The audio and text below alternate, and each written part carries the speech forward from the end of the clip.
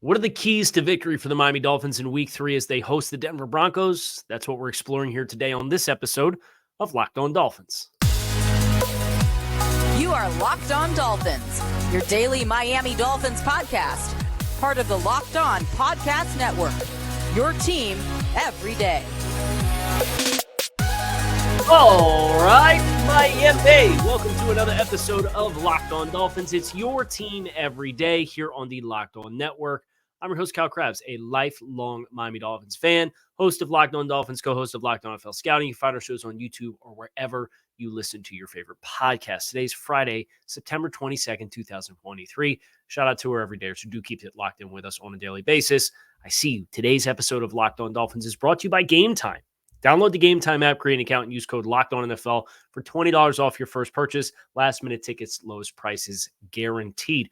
We are focused today on the show on the keys to victory against the Denver Broncos in Week 3. Miami, a chance for the second consecutive season to start the year at 3-0.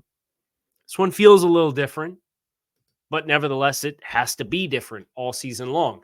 And the way that you do that is by going 1-0 in each and every week. And we are hoping the Dolphins are going to be able to achieve that.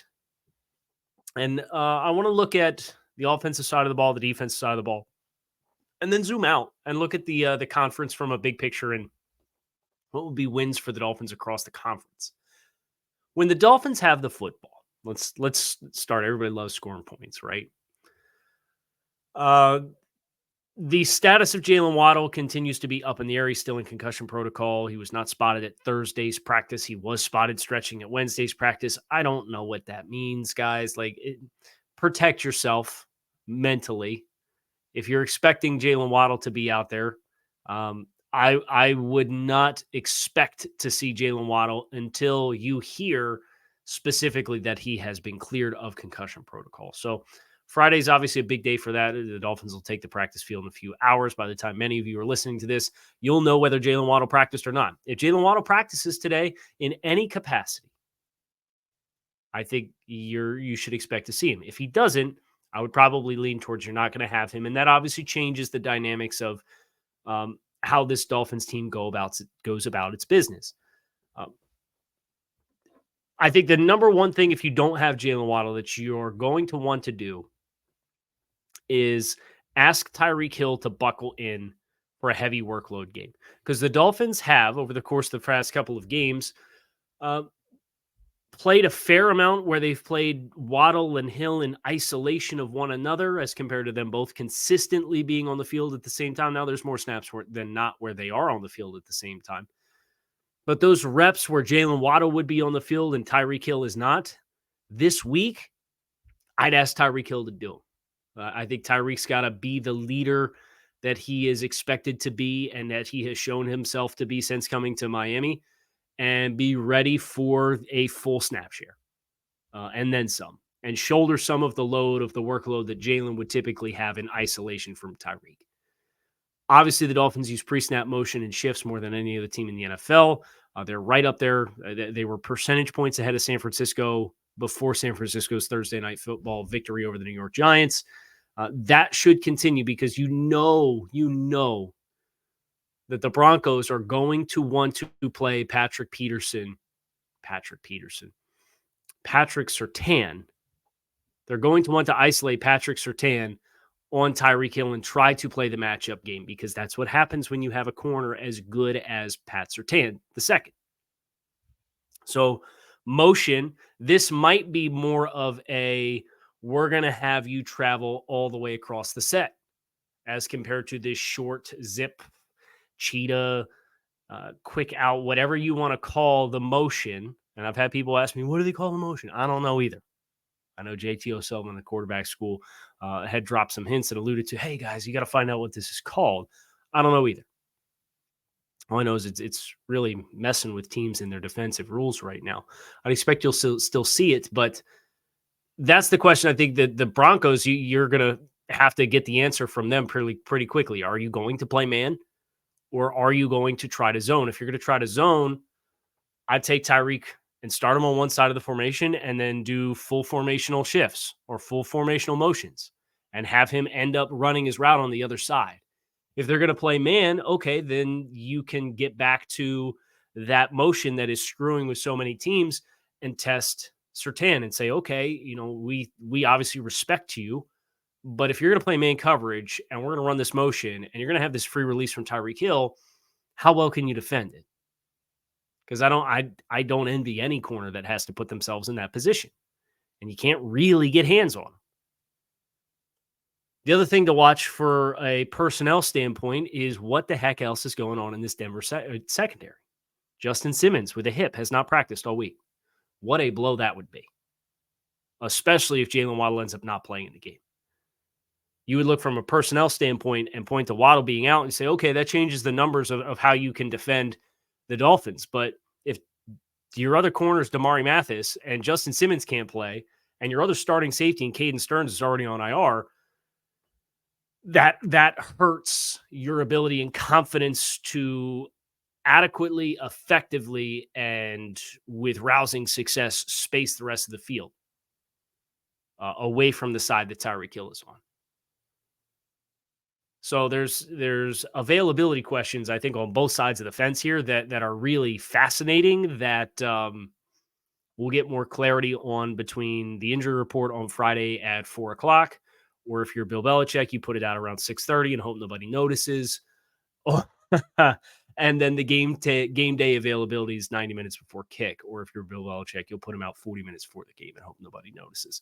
But that for Miami, from a passing game perspective, get the answer on what the Broncos' plan is for Tyreek Hill, whether Jalen Waddle plays or not. And my motions and my shifts will be dictated on how they choose to play Tyreek. And I would ask Tyreek to be willing to step up to the plate a little bit. Now, as far as the front and running the football against Denver in this Vance Joseph defense, they are very blitz heavy. I think you welcome that if you're the Dolphins based on their ability to space the field.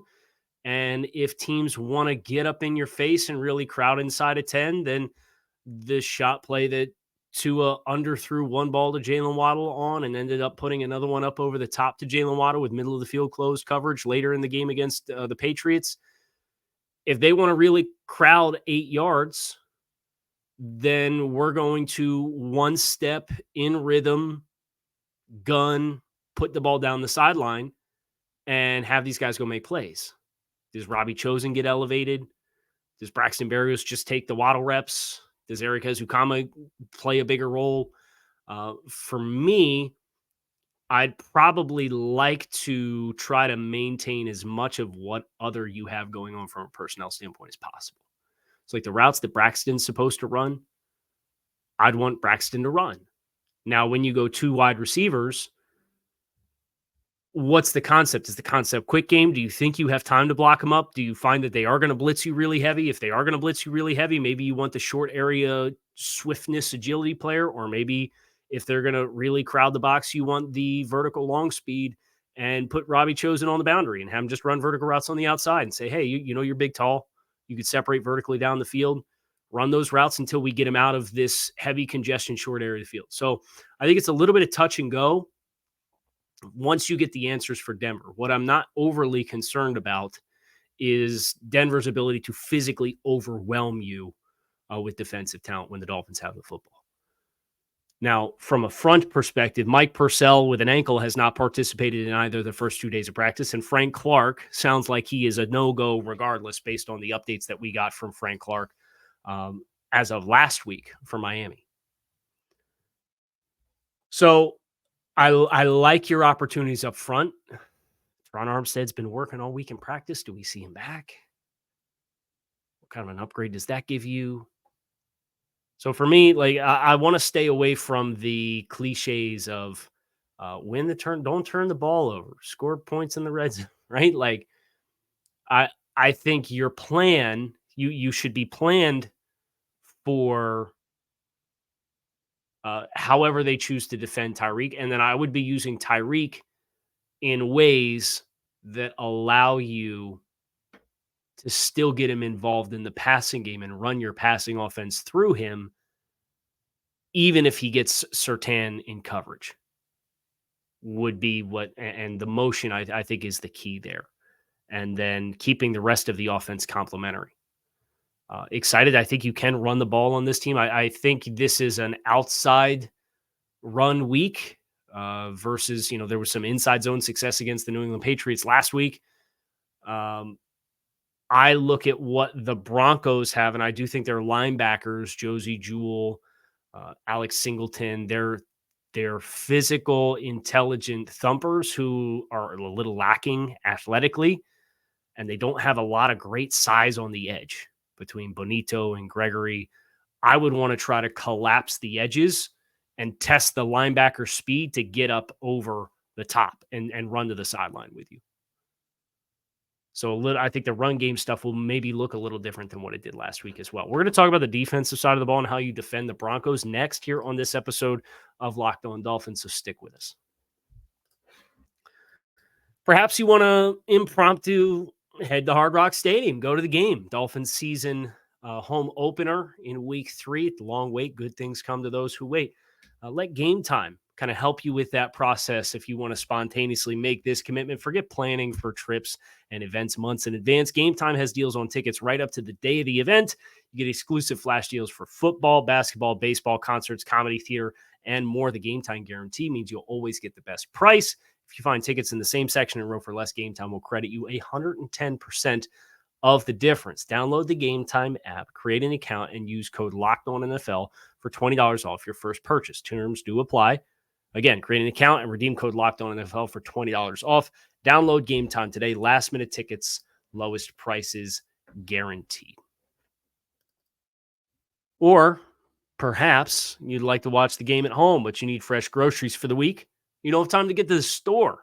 Try grocery delivery from DoorDash. Everything you want delivered when you need it, right to your door. You've trusted DoorDash to deliver your restaurant favorites, and now you can get grocery delivery that actually delivers too. With thousands of grocery stores to choose from, you'll find the best in your neighborhood and boost your local economy with each and every order. If you want to get more value, you can save on all of your grocery and restaurant favorites with $0 delivery fees on all eligible orders with the Dash Pass membership. Get 50% off your first DoorDash order, up to a $20 value when you use code LOCKEDONNFL at checkout. Limited time offer. Terms do apply. That's 50% off, up to $20, no minimum subtotal, and $0 delivery fees on your first order when you download the DoorDash app in the App Store and enter code LOCKEDONNFL. Don't forget, that's code LOCKEDONNFL for 50% off your first order with DoorDash. So when the Broncos have the football, I watched the tape, and I was a little surprised, I'm going to be honest. The manner in which Russell Wilson is playing football right now, in spite of what the statistics would tell you, is not a player who is seeing the field particularly well. And I think that is something the Dolphins can really capitalize on. I think you can really attack Russell Wilson. Now, this team has a physical downhill runner. They have high floor offensive linemen. They've got some speed on the perimeter. So you can't fall asleep. And Russell Wilson, what he still does really well is he will extend plays. But at the first sight of color flashing, the opposite color flashing out of his peripheral vision or right in front of him, Russell Wilson's eyes go down and he looks to scramble and get outside the pocket. And in the process of doing that, there are times in which he will miss players running scramble drill, or he will miss concepts that are open. So you think about what this defense is designed to be. Vanilla presentation. We're going to keep everything static in the pre-snap. We want to organically get after you if we can. We want to force quarterbacks to do all of their processing after the snap. And you do this with a quarterback who holds the ball for the second longest amount of time on average on all of his pass attempts in the NFL. It's about 3.15 seconds for Russell Wilson per attempt. He's already a slow trigger. He does not like seeing color flash across his face, but he is slippery. I think contain rushes are key. But if it were me, and it's not, but if it were, I would be looking to run interior games and test the athleticism of the interior offensive line of the Broncos. Quinn Miners, Lloyd Cushenberry, Ben Powers. Charge them with, don't try to bull them. Don't try to overtake them with first step quickness, just shooting a gap. Force miscommunications there. But make sure your contain rush on the outside is of high integrity. Make sure you have guys who are aiming to box Russell Wilson within the pocket, because if that happens, you don't see a lot of, I see color, my eyes go down. I'm going to get off my spot. Oh, wait, I can't get outside the pocket. Oh, okay, I need to pick my eyes back up and throw the ball down the field. Nope. That doesn't happen often. So the plan for Russell Wilson should be boxing him in the pocket, but trying to create color that makes him uncomfortable. The Commanders did a really good job of that down the stretch. It was guys like Daron Payne and John Allen really turned it up down the stretch. Chase Young flashed. You can bring pressures, right? And as long as if the Broncos are going to play condensed formations, you can effectively hide your pressures. If the Broncos are going to really spread you out and try and just get answers, then I think you probably play more zone coverage. And then you really need to be leery of, if they're going to run everybody down the field against a 4-man rush and you try to twist or pull an edge rusher inside and loop one of the defensive tackles outside, that's not a matchup on the edge that you like. So I see Andrew Van Ginkel potentially having a very valuable role as a linebacker edge hybrid type player.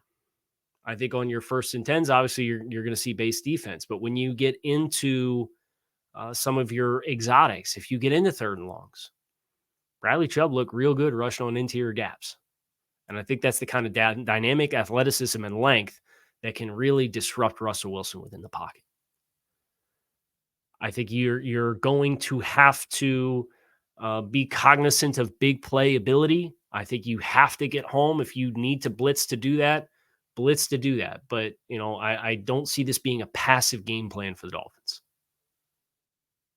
And in the grand scheme of things, I think they have the talent and the ability. It sounds like Jalen Phillips will be back. I think they have the talent and the ability to play really assertive in the front and get home. Washington sacked him 7 times. So this whole offensive success for me, it comes down to this. I've been taking notes, right? I've been taking notes. The Broncos had 3 plays against the Commanders for 163 yards of offense. It was a 60-yard bomb to Marvin Mims. It was a 53-yard go ball against cover 1 down the sideline to Marvin Mims. And it was a 50-yard tipped pass Hail Mary on the last offensive play of the game in regulation. They missed the 2-point conversion to tie the game. 163 of 339. The other 59 plays, they had 236 yards of offense, 4.0 yards per play. If you include the Raiders, the entirety of the Raiders game was 58 plays for 260 yards, 4.5 yards per play. 3 explosives. You got to limit explosives, and I trusted this team to do it. The Dolphins, through 2 games, have conceded, and they played the Chargers as well as the Patriots. I know we'll kind of turn our nose up at the New England Patriots passing offense. Through 2 games, the Dolphins have conceded 3 receptions of 15 yards or longer. And one of those was Keenan Allen matched on an out and up on the perimeter against the linebacker.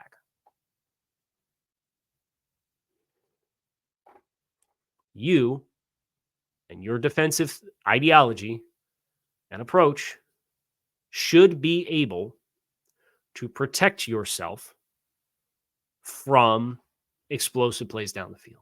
You should be able to maintain leverage. And I think the ability to play split field coverages and not go straight across the board is really valuable, because I think what Russ does do, because he has time, is you can run longer developing routes that start on one side of the field and develop vertically 20 plus yards down the field to the other side of the field. And if you have candy shallow on the other side of the field from where that route starts, those safeties and corners are going to drive on those throws. And then you're going to have that whole vacancy. And that's what happened on the touchdown pass, the 60-yard touchdown pass to Marvin Mims. So split field coverage. If they are going to play you with condensed formations, I'm looking at 5-man pressures. And I really want to get in his face. And I really want to get him uncomfortable early.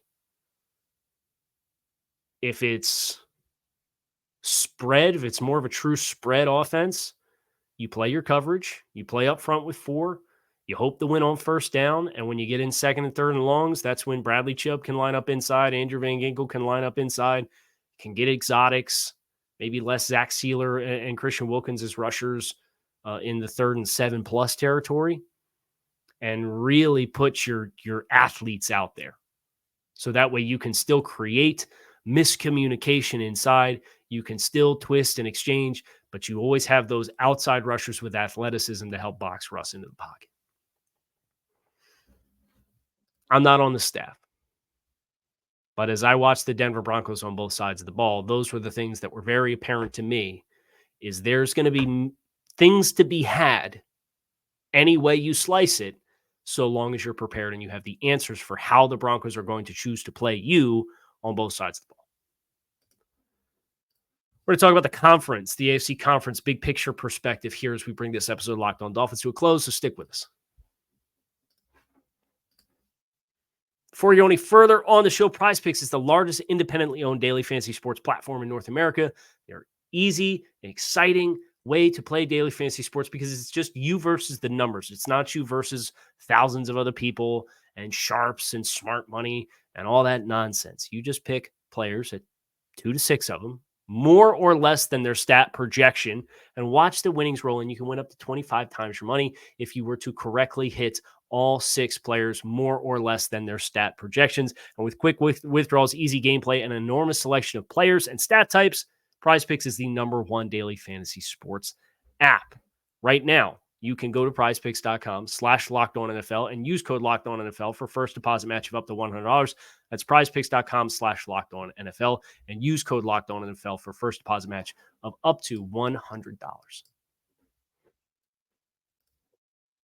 I'd also extend the invitation for those of you who are interested in being a part of a Miami Dolphins community that is really having a good time right now. Locked On Dolphins subtext community. You could text Dolphins to 305-419-3924. It's a direct chat text line with me.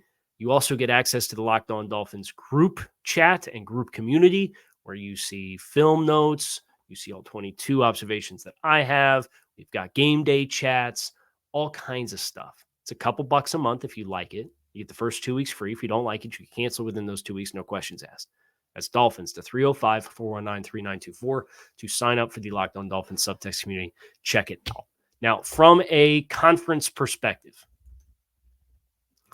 the Miami Dolphins are one of a number of powerhouse teams that kind of have, I don't want to say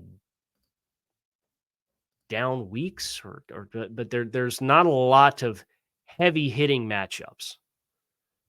The Bills play the Commanders. The Chiefs play the Bears. The Chargers play the Vikings. The Dolphins play the Broncos. The Browns play the Titans. The Jaguars play the Texans. So the actual landscape across the AFC right now, there's 2 teams that are 2-0, the Dolphins and the Ravens. The Ravens are at home against the Colts. I would imagine, there's some question as far as Anthony Richardson, and he's been taken out of both of his first 2 starts. He got a concussion last week. I expect Baltimore will win their football game and move to 3-0 on the season. Obviously, from a Dolphins perspective, your benefit in winning your own game is obvious. It's put you at 3-0. It's a very favorable position to start the season before you got to go to Buffalo, and then you get a chance to stay home for a couple of weeks and play teams over on the NFC side of things that are really struggling. The Giants are 1-2, and the Carolina Panthers are 0-2 to start the season, and they play at Seattle and have benched. And they haven't benched, but Bryce Young's going to sit with an ankle injury. So they've already had an interruption at quarterback, and that's a couple weeks down the road for Miami, but nonetheless. You would expect the Buffalo Bills will take care of business and beat the Commanders. You expect the Chiefs will take care of business and beat the Bears. The Bengals, as another historical powerhouse team over the last 2-3 seasons in the AFC, they're at home on Monday Night Football against the Rams. The Rams have kind of punched up above their weight class versus the talent that they have. I think the really interesting thing for that game is Joe Burrow, like, he's dealing with the calf. He's practicing, but he's limited. He re-aggravated it last week.